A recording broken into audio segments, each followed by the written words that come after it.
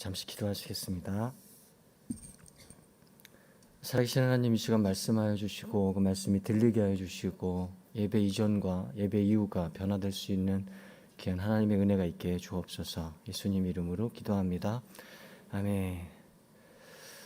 오늘부터 온누리교회 모든 설교자들과 또 사회자들은 마스크를 쓰고 진행을 해야 되기 때문에 오늘부터는 제가 마스크를 쓰고 설교를 하게 됩니다.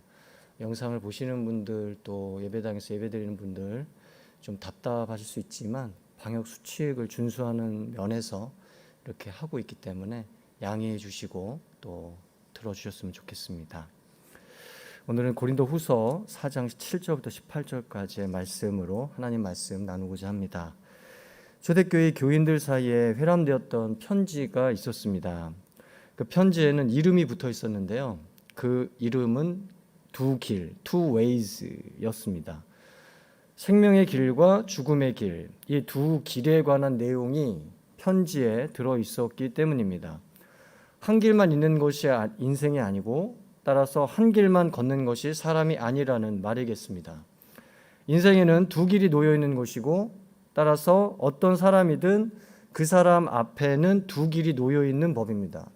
왼쪽 길로 가게 되든지 오른쪽 길로 가게 되든지 죽음의 길로 가게 되든지 생명의 길로 가게 되든지 어느 한쪽 길로는 가게 되는 것이 사람의 길이요 인간의 길입니다. 오늘 말씀 또한 이 길을 분명하게 보여주고 있습니다. 우리 15절 말씀 함께 읽어보도록 하겠습니다. 15절 시작. 모든 것은 여러분을 위한 것입니다. 이는 하나님의 은혜가 더 많은 사람들에게 풍성해져서 넘치는 감사로 하나님께 영광을 돌리게 하려는 것입니다. 여기서 사도 바울은 자신이 살았던 삶을 분명하게 말하고 있습니다. 모든 것은 여러분을 위한 것입니다. 이 한 문장에 담겨 있어요. 이 삶이 사도 바울 자신이 살았던 삶이었다는 거예요. 이 걸음이 사도 바울 자신이 걸었던 걸음이었습니다. 이 헌신이 사도 바울 자신이 바쳤던 헌신이었습니다. 이 목회가 사도 바울 자신이 펼쳤던 목회였으며 이 사역이 사도 바울 자신이 감당한 사역이었으며 이 선교가 사도 바울 자신이 펼쳤던 선교였고 이 사명이 사도 바울 자신이 감당했던 사명이었습니다. 그건 바로 여러분을 위한 삶, 이 한마디로 요약할 수 있어요. 여기서 우리는 두 가지 삶을 분명하게 보게 됩니다.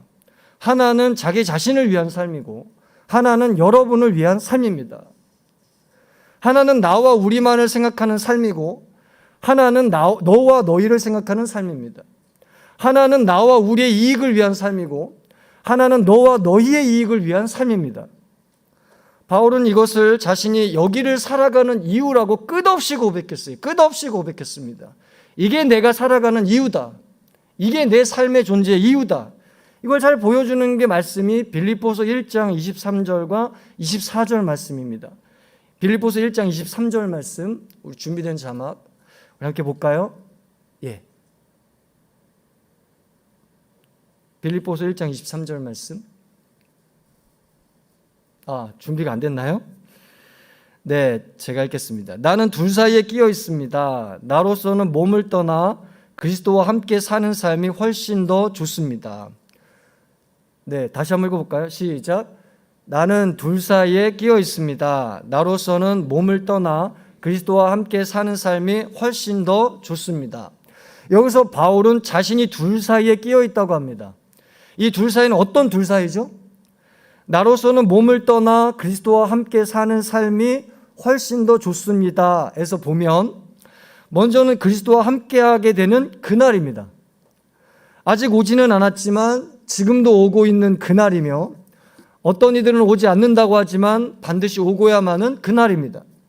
바울은 평생에 예수 그리스도와 함께하게 되는 그날을 사모했어요. 그런데 지금은 이 몸을 떠나지 못하고 이렇게 여기를 살아가고 있다는 거예요. 그래서 잠을 자고 밥을 먹고 쉬고 일하고 괴로워하고 노력하고 수고하고 절망하고 낙심하고 믿음의 싸움을 하면서 이 시간과 공간 속에 이 날을 살아가고 있다는 거예요. 그러므로 바울이 둘 사이에 끼어 있다는 말은 그리스도와 함께 되는 그날과 몸을 입고 살아가는 이날 사이에 끼어 있다는 말이에요. 그렇다면 그날과 이날 사이에 낀 여기에 자신이 왜 있어야 되는가?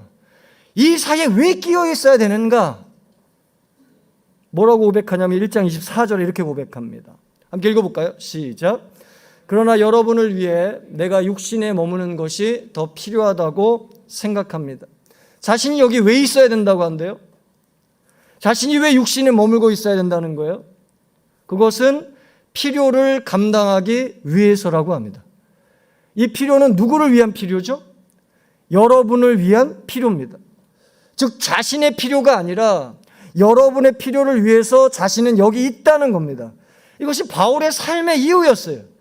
이것이 바울의 사역의 이유였고, 목회의 이유였고, 헌신의 이유였고, 선교의 이유였고, 사명의 이유였습니다. 그것은 자신의 필요와 이익을 챙기는 것이 아니라 너희의 필요와 이익을 감당하려는 것이다 라는 거예요. 따라서 주님께서 바울을 통해 우리에게 말씀하시는 삶은 너무나 분명하고 간결합니다. 자신과 우리를 위해 살지 마라 이거예요. 대신에 너희를 위해 살라 이거예요. 이것이 주님께서 바울을 통해 우리에게 말씀하시는 분명한 삶입니다. 저와 여러분이 이렇게 살아갈 수 있기를 그리스도님을 축복합니다. 그렇다면 어떻게 너희를 위해 살 수 있는가? 어떤 삶이 너희를 위해 살 수 있는 삶인가? 쉽지 않죠? 여러분 남 도와보시면 금방 할 수 있어요. 남 돕는 거 쉬워요? 어려워요? 쉽다고 생각하시는 분들은 실제로 도운 적이 없으신 분들이에요.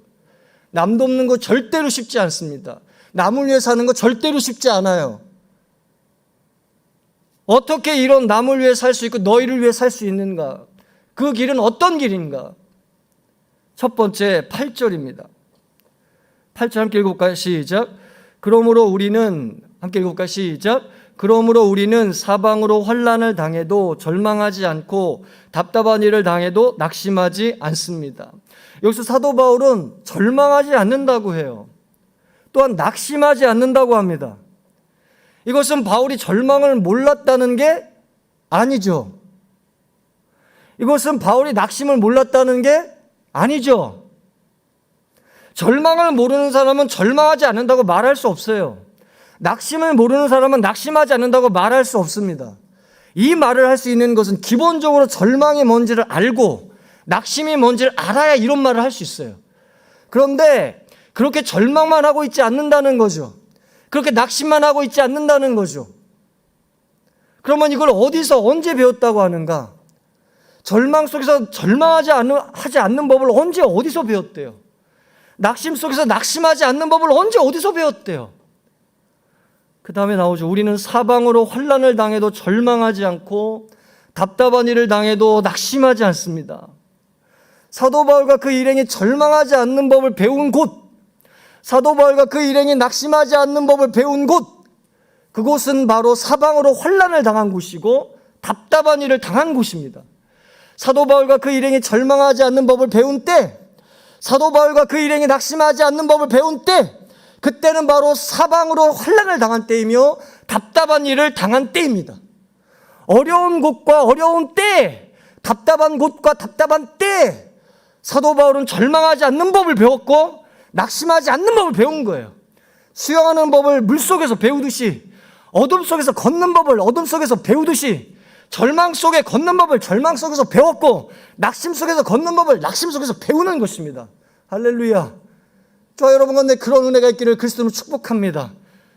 절망은 그래서 축복이에요. 낙심은 그래서 축복이에요. 왜? 절망 속에 걷는 법을 절망 속에서 배우기 때문에, 낙심 속에서 걷는 법을 낙심 속에서 배우기 때문에, 그 낙심과 절망이 저와 여러분에게 찾아왔다면 그건 축복이에요. 100% 축복입니다. 할렐루야. 축복합니다.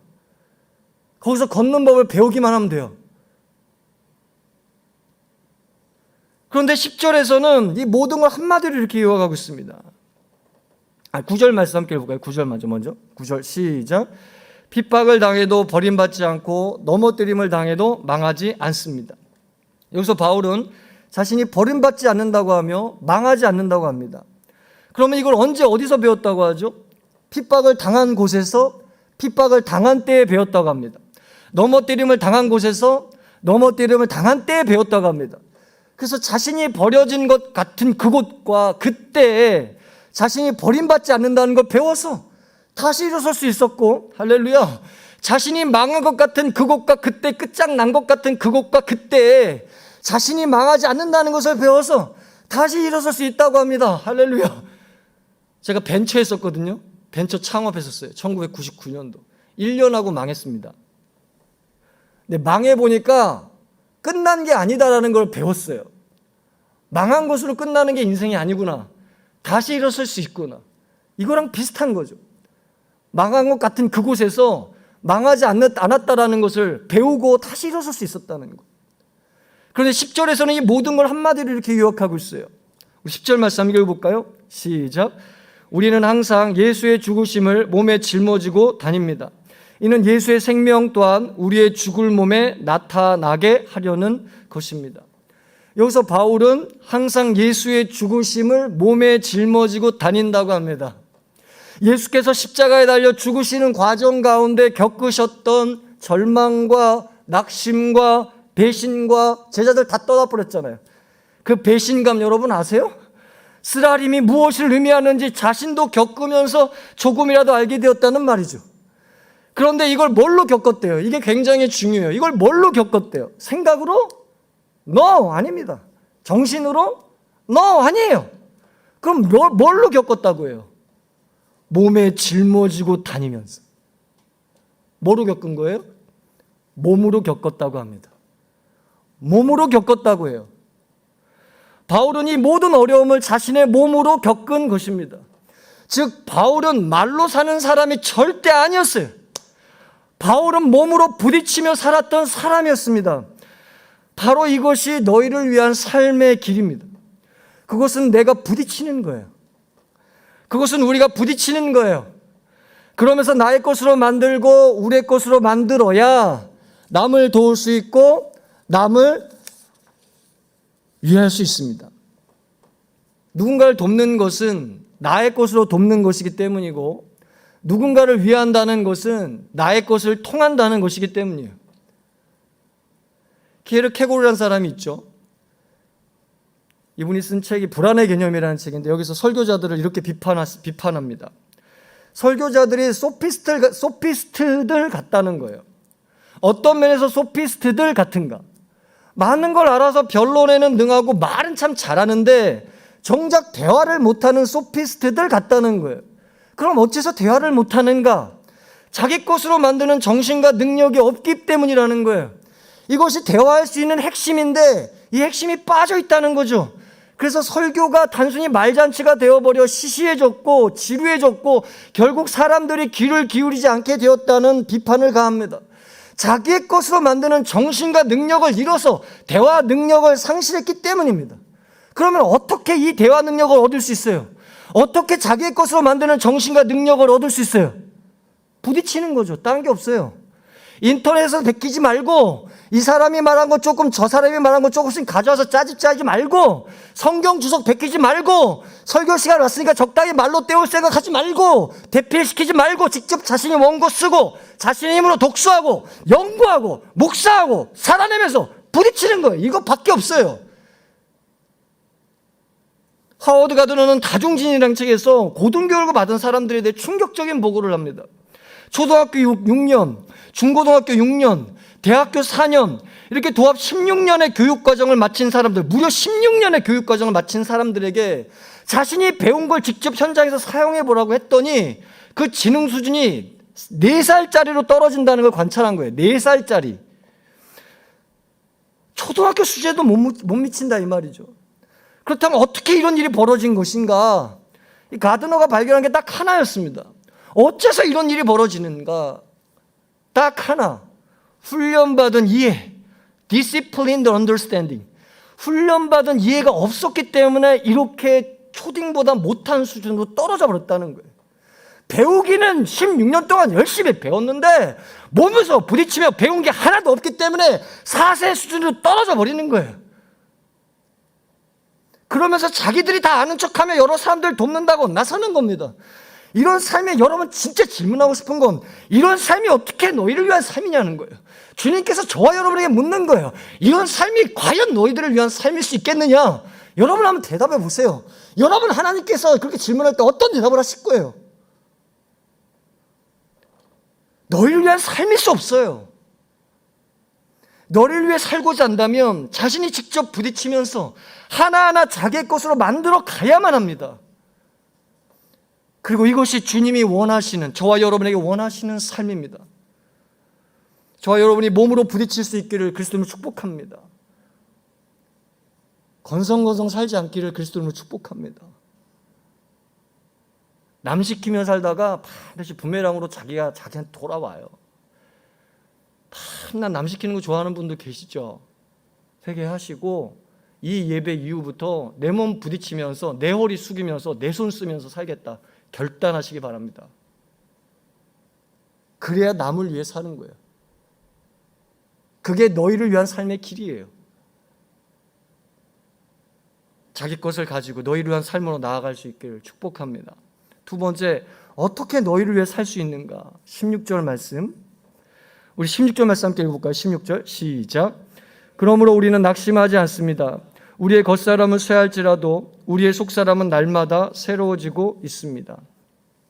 여기서 바울은 사람을 두 가지로 구별해서 부르고 있습니다. 하나는 겉사람이고 또 하나는 속사람입니다. 겉사람은 겉으로 보면은 보이는 사람이죠. 제가 여러분을 볼 때, 여러분이 저를 볼 때 겉으로 보면 뭐가 보이죠? 얼굴이 보이고 키가 보이고 골격이 보이고 팔이 짧은지 긴지 다리가 짧은지 긴지 허리가 짧은지 긴지, 제가 요롱이거든요. 허리가 좀 길어요.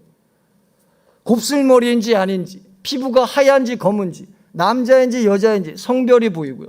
이 육체가, 이 육신이 어떻게 움직이는지 행동이 보입니다. 이게 겉사람이에요. 뭐예요? 육체와 행동, 보이는 거. 그런데 이게 전부가 아니래요. 또 한 사람이 있다고 합니다. 그 사람은 속사람입니다. 속사람은 겉으로는 보이지 않아요. 근데 속에 존재하는 사람입니다. 분명히 존재해요. 사람마다 생각이 다르고 사고방식이 다르고 가치관이 다르고 성숙한 정도가 다르고 배운 정도가 다르고 정신 상태가 다릅니다. 이 모든 것은 겉으로 절대 보이지 않아요. 그러나 속에 분명히 담고 있기 때문에 속사람입니다. 속으로 무슨 생각을 하고 속으로 어떤 가치를 품고 살며 속이 성숙하거나 미성숙하고 속이 굳세거나 심약한 거고 속이 거듭나서 살아났거나 거듭나지 못해서 죽어있거나 한 것입니다. 이 모든 것은 영혼과 정신의 상태를 말합니다. 그래서 겉으로는 보이지 않지만 이게 속사람이에요. 정신과 영혼의 상태. 이렇게 사도 바울은 사람을 육체와 행동의 겉사람과 정신과 영혼의 속사람으로 구별지어 부르고 있습니다. 그런데 겉사람은 어떤 특징을 갖고 있다고 하죠? 이 말씀에 의하면 쇠한데요. 나이가 들어가고 무릎이 아파오고 조금만 일해도 쉬 지치고 피곤하며 결국은 젊음을 계속 유지하지 못하고 쇠하여 버린다는 겁니다. 영원히 젊게 사는 사람은 없는 것이죠. 이에 비해 속사람은 어떤 특징을 갖고 있대요? 날마다 새로워지고 있다는 겁니다. 할렐루야. 어제보다 오늘이 새롭고 오늘보다 내일이 새롭고 지난해보다 올해가 새롭고 올해보다 내년이 새로우며 10년 전보다 지금이 새롭고 지금보다 10년 후가 새롭고 청년 때보다 중년 때가 새롭고 중년 때보다 장년 때가 새롭다는 말이에요. 이게 날마다 새로워진다는 의미입니다. 즉 바울이 너희를 위할 수 있었던 것은 겉사람으로 무장해서예요? 속사람으로 무장해서예요? 속사람으로 무장해서입니다. 바울이 너희를 위할 수 있었던 것은 보이는 것으로 무장해서예요? 보이지 않는 것으로 무장해서예요? 보이지 않는 것으로 무장해서입니다. 바울이 너희를 위할 수 있었던 것은 육체와 행동으로 무장해서예요? 정신과 영혼으로 무장해서예요? 정신과 영혼으로 무장해서예요. 따라서 너희를 위한 삶의 길은 보이는 겉사람에 있어요? 보이지 않는 속사람에 있어요? 보이지 않는 속사람에 있습니다. 보이는 육체와 행동이 있나요? 보이지 않는 정신과 영혼에 있나요? 보이지 않는 정신과 영혼에 있습니다. 우리는 보이는 세계를 날마다 보이지 않는 세계를 날마다 새롭게 해야 됩니다. 만일 그렇지 않으면 절대로 남을 도울 수도 없고 너희를 위할 수도 없는 거예요. 그런데 수많은 사람들이 보이지 않기 때문에, 이 세계가 보이지 않기 때문에 소홀이에요. 정신의 상태를 소홀히 여기고요, 영혼의 상태를 소홀히 여깁니다. 이러면 날마다 새롭게 될 수 있나요, 없나요? 새롭게 될 수 있어요, 없어요? 여러분, 식물도 관심 가져야 새롭게 돼요. 강아지 그 미물도 관심 가져야 새롭게 돼요. 관심이 안 가져주고 무관심한 상태에서 새롭게 될 수 있어요, 없어요? 없어요. 있을 수가 없어요. 그렇게 우리 자신을 기만하면 안 돼요. 그렇게 다른 사람들을 기만하면 안 돼요. 새롭게 될 수 없습니다. 정신과 영혼은 회색지대가 없기 때문이죠. 퇴보이거나 전진이고요, 낡아지거나 새로워지는 거 둘 중에 하나예요. 둘 중에 하나. 정지 상태? 천만의 말씀. 없어요, 그런 건. 그러므로 날마다 승부를 걸어야 정신과 영혼이 훈련되는 거예요. 날마다 승부를 걸어요. 운동에서 중요한 게 뭘까요? 하루에 15분이라도 매일 하는 거래요. 어쩌다 하루 3시간 하는 것보다 하루에 15분 매일 하는 것이 그 운동으로 몸을 새롭게 하는 핵심 비결이라고 합니다. 정신과 영혼의 속사람도 마찬가지겠죠. 매일 말씀 묵상하고 매일 기도하는 것이 영혼을 새롭게 하고, 정기적으로 독서하고 대화하는 것이 정신을 새롭게 하는 길입니다. 이렇게 꾸준히 내면을 가꾸고 무장하지 않으면 남을 위해 살고 싶어도 살 수가 없는 거예요. 살고 싶은 것과 실제 사는 건 완전히 다른 문제예요. Just wishful thinking과 practical action은 완전히 다른 문제란 말이에요. 다른 문제. 실제로 남을 위해 살 수 있으려면, 실제로 너희를 위해 살 수 있으려면 그 힘을 갖춰야 되는데, 그 힘은 어디서 나오는 거예요? 정신과 영혼을 날마다 새롭게 하는 데에서 나오는 거예요. 내면을 가꾸는 데에서 나오는 거예요. 이 예배 이후부터라도 내면을 무장하겠노라고 결단하시기를 축복합니다. 멀리하던 책을 가까이 하겠노라고, 멀리하던 성경을 가까이 하겠노라고, 하루에 10분이라도 매일 시간 내서 기도하겠노라고 결단하시기를 바랍니다. 실제적으로 이 시간들이 없다면 내면을 무장할 수 없어요. 그거는 그냥 말뿐이에요. 말뿐. 저와 여러분이 이런 결단이 있어서 내면을 무장해서 너희를 위한 삶으로 살아갈 수 있기를 축복합니다. 마지막 세 번째, 어떻게 너희를 위해 우리가 살 수 있을까? 18절 말씀 함께 읽어볼까요? 18절 말씀입니다. 시작. 우리가 주목하는 것은 보이는 것들이 아니라 보이지 않는 것들입니다. 보이는 것들은 잠깐이나 보이지 않는 것들은 영원하기 때문입니다. 여기서 바울은 두 가지 대상을 말합니다. 하나는 보이는 것들이고 또 하나는 보이지 않는 것들입니다. 그런데 보이는 것들은 잠깐이라는 특징을 가지고 있고 보이지 않는 것들은 영원이라는 특징을 가지고 있다고 합니다. 여기서 잠깐이라는 거 한번 살펴보죠. 인기는 잠깐이죠. 권세, 권력 잠깐이고, 명예 잠깐이고, 재물 잠깐이고, 인생 잠깐입니다. 영원한 인기는 없고요, 영원한 권력과 권세도 없고요, 영원한 명예도 없고, 영원한 재물도 없고, 영원한 인생도 없습니다. 그러니까 이걸 바라보며 살면 결국 어떻게 될까요? 잠깐인 걸 바라보며 살면 어떻게 될 것 같아요? 반드시 공허해져요. 뭐라고요? 반드시 공허해집니다. 인기를 바라고 남을 위하는 사람들이 있어요. 그래서 그 인기를 얻게 되면 이제 더 이상 바랄 게 없어져요. 그러면 깊은 공허에 빠져버립니다. 권세와 권력을 바라고 남을 위하는 사람들이 있어요.